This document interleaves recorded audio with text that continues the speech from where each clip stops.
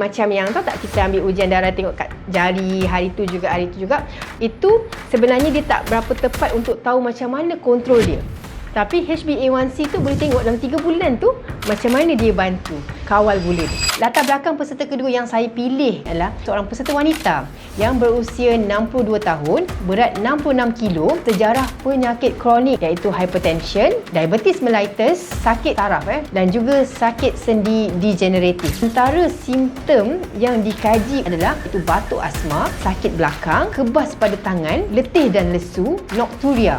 Pesakit juga mengambil ubat di klinik kesihatan secara berkala dan juga ambil suplemen tambahan macam kalsium, vitamin D dan fish oil. Jadi bagi saya kunyit hitam ni sangat sesuai digunakan untuk pesakit yang kedua ini. Untuk pesakit ini saya guna 2 biji 2 kali.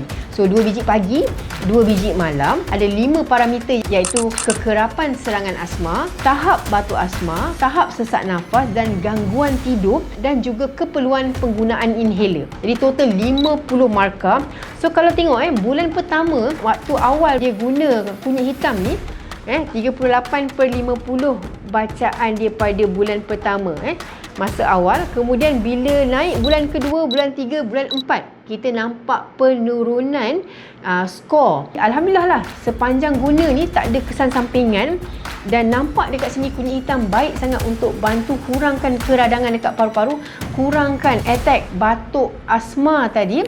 Turmeric sangat berpotensi digunakan sebagai suplemen sokongan bersama rawatan perubatan standard di bawah pemantauan profesional kesihatan.